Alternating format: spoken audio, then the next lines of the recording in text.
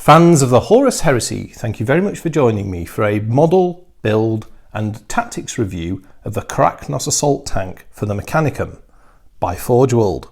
This is the latest addition to the vehicle armoury of the forces of the Omnissiah, and it is an unusual vehicle to say the least. The Karacnos is a modified Triaros chassis, so the Triaros Armour Conveyor is a Mechanicum's dedicated transport vehicle. However, what we have here is what I would essentially say is a weaponised version of this tank. So what I'm going to do in this review is I'm going to give you a review of the kit, a few little tips on the build, and then I'm going to talk about the tactics and in-game rules for this vehicle as well, for playing in the 30k game. So let's have a start by just looking around this model. So it's a great looking model, it really is.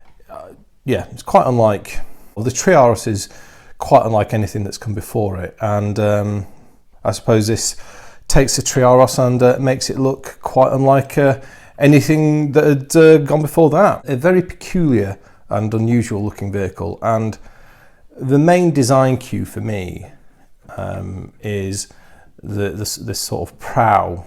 Well, there's a couple actually. There's this prow which has been modelled on a Greek trireme, so an ancient warship. That's one thing. And then the other design cue, if we look at the back of it, it bears more than a passing resemblance to a steam locomotive as well. So a suitably peculiar mixture of influences there. As this is a Mechanicum, it's weird and wonderful, so it's good. As well as that, we've also got these weapon arms, and these are actually sponsons, which mount these what are called lightning Sentinel blasters, and there's one of those on each side of the vehicle.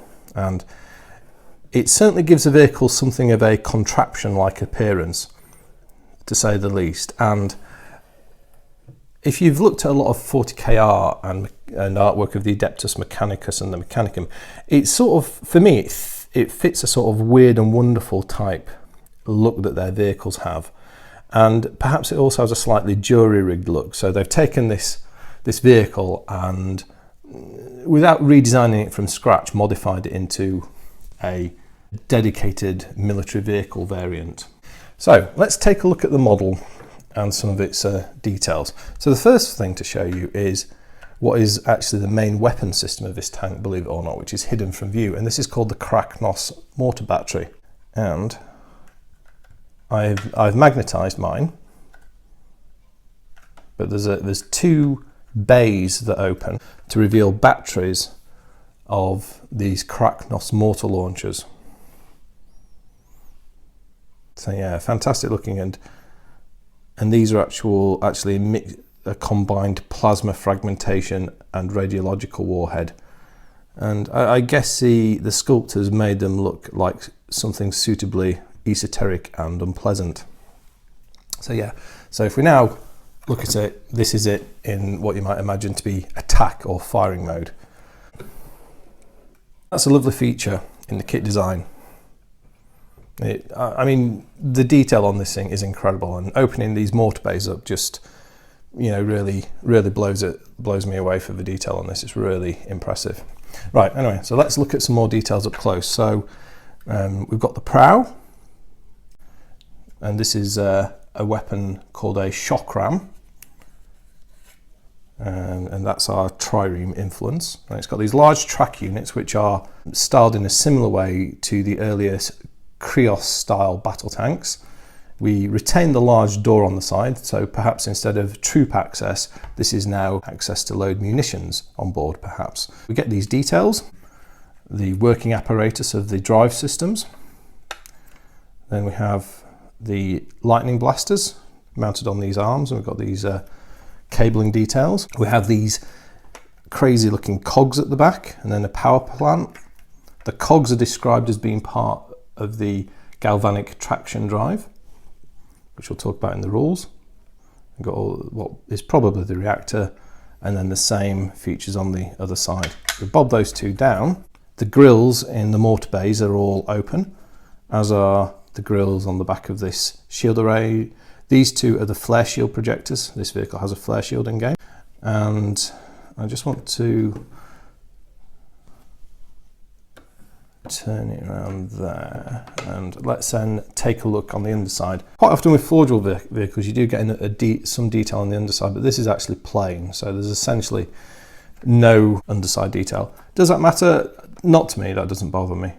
Probably not the sort of vehicle you would imagine running stuff over. You'd imagine it's smashing out of the way. I don't know, I do think that doesn't matter to me, because the rest of the model is just so well detailed, it more than makes up for what is essentially a bit of a niche feature. Really impressively detailed, absolutely great detail on this model, and I just love the look of it.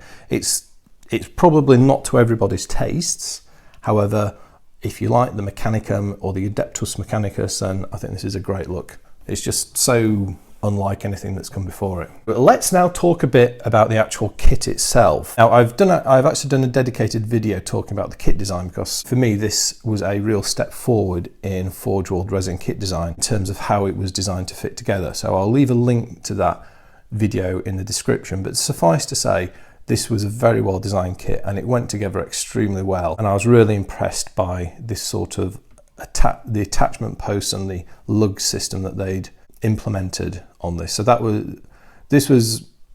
I mean, the quality of the kit was absolutely spot on. It was 10 out of 10, and the build as well was 10 out of 10. It was very straightforward, and I could focus all of my efforts around thinking about things such as magnetisation and other conversions. So yeah, that was really good. It comes with a new style CAD design instruction booklet, much easier and clearer to follow than the earlier generation of what we call the photocopy design style in general. In terms of the actual build, what this suggests is to attach this section here first and then stick that on to one side and then kind of build it up. What I actually did was slightly different, and of course this is up to you whether or not you do this. Now I'll take these sides off because I've not glued these yet to help with painting. I built the whole of the hull section. If you watch my video where I do the magnetisation for this, you can see how I did that, so I'll leave a link for that as well. I found that helped me with aligning all of these upper hull components rather than and then just putting these on at the end. And what it meant is at the end, the fit on these side units was actually absolutely perfect. There was no play or anything. They located perfectly because of the lugs, and I'll just show you a quick picture of those lugs now so you understand what I'm referring to.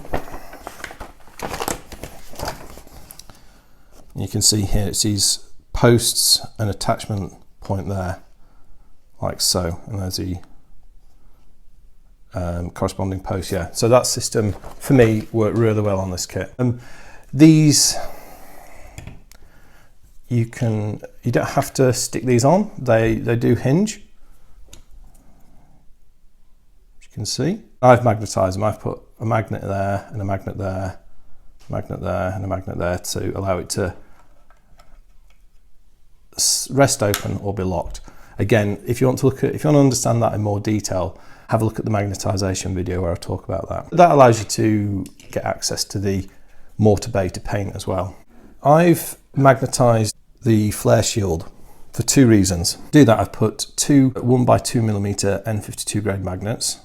I had to drill all the way through the base here and stick a piece of plastic card underneath it just to get the magnets flush, and then I put two large magnets in the actual flare shield itself. There's two reasons I did that. The first is for transport, because it's quite an ungainly shape, and adding these on means it's going to take up a lot of space in a miniature case. That's the first reason. The second is I had some spare parts. I actually had the equivalent part for the Triaros, which I've also magnetised. So now and I've also put magnets on the front, and I'm going to do a separate review on the Triaros Armour Conveyor, which will be using this kit. And that's one of the good things about this. It does actually lend itself to being, for you, converting it into a 2-in-1, so it can be both a Karacnos and a Triaros. And that's my other reason for doing this. I put a pin in here, and a pin in here, and a pin in here for strength. But that was about it, really. Nice design feature. I've not stuck the lightning blasters in their mountings yet. Detail point, the lightning blaster covers, these come with shims inside here, or panels, thin resin panels in these apertures. I just cut them out, very easy to do, and it just brings out the detail nicely. So something to consider there if you're getting one of these. Design on these lightning cannons or lightning blasters So nice design cues from the earlier lightning guns and lightning cannons. So you can see in the background you've got a Triaros tank there with a lightning cannon. But the lightning blaster sort of is a smaller rapid fire version of it. I like what the sculptor's done here, and they've actually basis on a real world weapon design, a revolver cannon. So most modern aircraft mounted automatic cannons are revolver cannon design principle. It was originally based on a late German design in World War II, the Mauser MG213, if I recall correctly. But things like the BK-27 cannon use the same thing. And basically you have a single barrel fed by several revolving chambers. So it's a bit like a revolver, hence the name, revolver cannon. It allows for faster rates of fire. They've used this principle here because you can see that you've got this rotating notch here. And this is going to rotate these, what I assume to be power capacitors. And these, I imagine these charging up and then rapidly rotating and discharging to allow the gun to have a high rate of fire. Yeah, so for me, I really like that design feature of using a real-world weapon design on this in the right sort of way to depict a weapon that is being designed to facilitate rapid fire. So that, I think, is the kit. And it took a fair while to build it, probably because of all the converting work I did around this. But it's a big, and it's quite a complex resin kit, certainly compared to the Triaros. I think this has got, is it nearly 50 resin parts, whereas the Triaros only had about 16 or 17. They're much more complex than the Triaros. But if I were to buy one of the two, I would spend a little bit more money, get this, and do some work to allow it to convert between the two. Another way you could make it interchangeable with a Triaros, I guess, is you could magnetize these. Our master of the magnets, Zipokovic, had took that approach with these. Yeah, but great looking vehicle. Right, so I guess we need a quick size comparison. Okay, so I've got quite a few models to do size comparisons with to give people more familiar with the Legions a bit of an idea. Hopefully some units that are familiar to you Mechanicum players as well. So firstly, let's start off with the good old Astartes comparison. So here we have a Iron Hands Apothecarian in Mark II armour. So it is a big vehicle. Whoopsie daisy, fell over there. Yeah, it's not a small vehicle, it's a big one, this. And if we take something more native to the Mechanicum, and here we have a Myrmidon Destructor armed with a Volkite culverin, we can see that, you know, even he is pretty dwarfed by this vehicle. And, you know, these entrance hatches look like they've been scaled to be about the right size. So yeah, it's a big vehicle. So let's move the size up a little bit and let's do a comparison against some battle automata. So let's start with a tried, tested and ubiquitous Castellax. We've got a Castellax armed with flamers and a Mauler bolt cannon. And it is somewhat taller than a Castellax. Yeah, so it's big. Yeah, definitely a big vehicle. And to get something battle automata wise, it's the right sort of comparator. Let's take a Thanatar, and here we have a standard stock Thanatar. And yes, the Thanatar is significantly taller.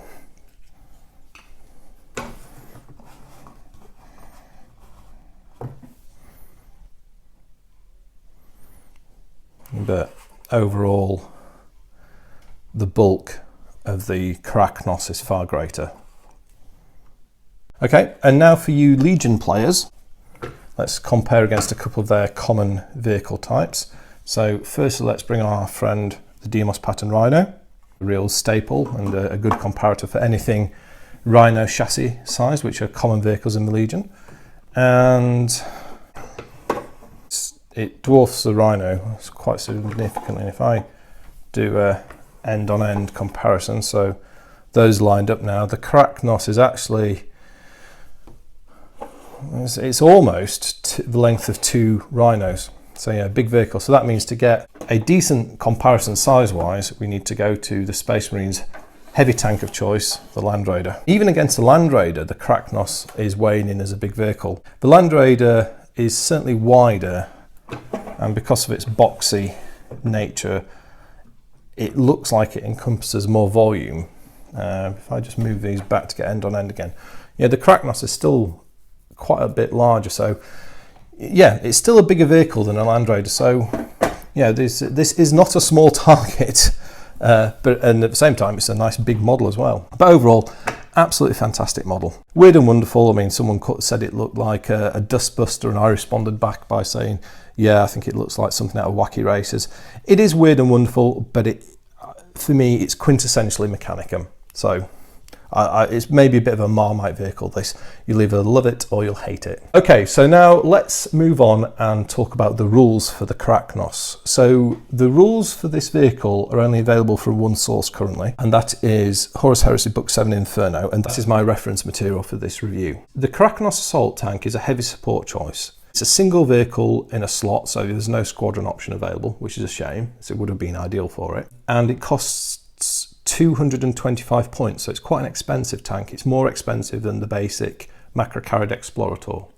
Stat line is ballistic skill 4, front armor 14, side and rear is 12, hull points is 4, so same stats as a Triaros. It's a tank, and it has the following war gear: a single Karacnos mortar battery, 2 lightning-blaster Sentinels, a flare shield, a shock ram, the rules for that are in the Mechanicum armor list book, and a searchlight. And it has the following special rules of galvanic traction drive and hazardous munitions. It gets a few weapon options as well. It gets extra armour for 5 points, up to 2 hunter-killer missiles at 5 points each, smoke launchers for 5, and you can take blessed auto-simulacra for 5 points as well. I guess I've stripped it down to its bare bones, so you know, you're not even getting your smoke launchers in part of the points. Let's deal with the war gear. So the shock ram is exactly the same as a normal shock ram on a Triaros.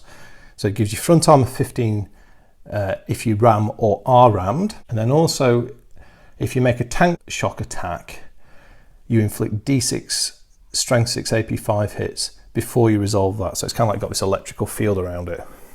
So that makes it, yeah, quite a formidable secondary feature of this vehicle, although I think it's more defensive in nature, and I'll come back to that in a second. The options mean extra armor, possibly for 5 points. Hunter killers, yeah, I think they're worth it because this is a standoff vehicle. Smoke launchers, maybe. Blessed auto simulacra, yes. 5 points to get the ability to recover hull points is worthwhile. Galvanic traction drive means you have to reroll failed dangerous terrain tests, so you're unlikely to get jammed. The hazardous munition rule means that if you get an explode result, the blast radius is D6 plus 2 inches and it inflicts strength 4 AP strength. It inflicts strength 5 AP4 hits, so it goes up with a bit of a bang because of the payload. Now, weapons. I'm going to talk about the mortar battery and then come back to the blasters. The Karacnos mortar battery is an intriguing and unusual weapon, and it is a very long-range weapon. So it's described as firing indirect mortar shells that are plasma shells, also loaded with highly toxic radium cobalt isotope core. So they've tried to work out, done a little bit of reading up about hazardous isotopes. Should have probably put cesium in there as well, actually. But anyway, so the stats on this is range 60, strength 5 and AP 4. A little bit underwhelming on face value. It's a heavy 3, barrage, blast 3 inches, and then it also has fleshbane, radphage, ignores cover, and pinning special rules. What does this mean? So fleshbane means this is an excellent weapon system to use against anything living. So even against a Thanatar, you wound it on a 2. Radphage is also then comes into its own. So radphage means any model that takes a wound and survives loses 1 point of toughness for the rest of the battle. That is very potent. We'll think about that in a moment. Ignores cover. So that if you think about ignores cover combined with AP4, this thing is the death of solar auxilia. It will just murder solar auxiliary units, even in fortifications, and any other equivalent carapace armoured troops. Pinning as well, also useful, isn't it? So it's quite an unusual weapon, that, and it's clearly very deadly against solar auxilia, militia, I guess decent against marines by potential number of hits. However, I don't think they're the best targets. The best targets for this thing are any elite high quality units with multiple wounds and high toughness. So clearly this is great against other Mechanicum robots. But that I don't think is the best thing. And actually, well, let's think, what army has got large numbers of high toughness, multiple wound, high quality troops? Oh, the Adeptus Custodes, of course. That is what I think this is very useful against. Because all you need to do is score 1 wound with this, and a custodian then loses a point of toughness and they become much more vulnerable to damage in further turns. And by virtue of the fact that you've got 3-inch blasts, and custodians can come in units of up to 10 strong, you can get a lot of hits on a custodian squad. And the fleshbane rule means you're wounding them on 2s all the time. And all you're needing to do is get a few wounds past those saves and you knock their toughness down.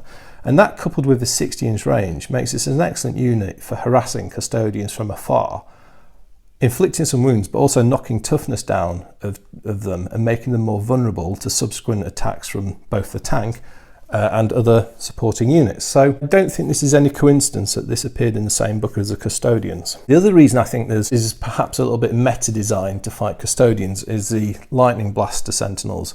So these have the same combat profile as a lightning gun. So it's range 18, strength 7, AP 5, but it's heavy 3 and it's got shred and rending just like the normal ones. But they're sponson mounted, but they also have the Sentinel profile. And what this means is it's basically having 2 machines. It's like having 2 enhanced machine spirits on this vehicle. These can always target independently of anything the main battery shoots. And they're sponson mounted, so you've got the full fire arc along the arc of the vehicle. And I think this has been designed to counter deep striking units. And if it fires snapshots, you get ballistic skill too. So there's another benefit there. So if you put this with something which confers an interceptor, then there's a bonus there, isn't there, as well? Yeah, and the high strength and the rending, again, is quite useful for fighting tough troops. And, you know, they also double up quite nicely as anti-tank weapons, because strength 7 with the rending means you have the potential to defeat the front armour of a Land Raider. So you can kind of imagine shooting away with the mortar battery and using the lightning guns to defend against anything, whether it comes at you from a side arc, rear arc or front arc, while continuing to pick out the optimum target with your mortar. So an unusual vehicle to be sure. And yeah, definitely useful against high toughness, multiple wound elite troops, just because of the dint of the number of wounds you can do. Now there's a couple of things this synergize as well within the Mechanicum list. Clearly a Djinn Skeen on your Warlord is going to help tremendously with getting accurate targeting for these. You don't need it for the cover reducing capability because you already have Ignore's cover, but a Djinn Skeen will certainly help you land hits more accurately with this. And clearly in a support role as well, you know, having anyone with the Battlesmith rule nearby is a good idea, and perhaps screening this tank with things like long range versions of the battle automata, so say the Darkfire cannon on a Castellax, is a good way of dissuading deep strikers from getting near it, or just, you know, surround it with some tech thralls or something equivalent. Or if you're feeling really cruel and are worried about deep strikers, you know, put a unit of Myrmidon destructors with irradiation engines nearby, or photon thrusters, and yeah, that'll dissuade people. Defensively, it's a pretty decent tank. The flare shield means it's very tough to fight front on, and a whole host of vehicles armed with blast weapons can't touch it. It's difficult to show here, but it's got a long, thin profile, which means your front arc is quite narrow on this tank, so you have to be careful with your positioning to ensure that you keep incoming fire aligned to the front of the vehicle. So yeah, overall, a very intriguing and unusual vehicle. It's a vehicle that has got a very potent long-range fire support capability, but yet is also armed in terms of its lightning blasters and its shock ram to defend itself quite capably and even act in an offensive role up close. So very unusual, and perhaps its unusual in-game capabilities mirror its unusual appearance as well. That's my thoughts on the Karacnos. So I can see a clear tactical application for it in that way. However, I've seen mixed opinions from comments I've read about this tank. So I'm very intrigued to hear what you guys think about it and what tactical applications you see for this particular vehicle, because I'm not sure that, you know, that particular assessment I've made is the only or the best way to use it. So, you know, I would like to hear your ideas if you've got them as well. So there you have it, the Karacnos Assault Tank by Forgeworld. If you're a Mechanicum player and like their vehicles purely for being nice models, I would highly recommend this one. If you like building unusual Resin kits, I would also recommend it, just as a model in itself, because it's been so nicely designed. They've really raised the bar with the design of this vehicle for me. Share those opinions on the vehicle down in the comments.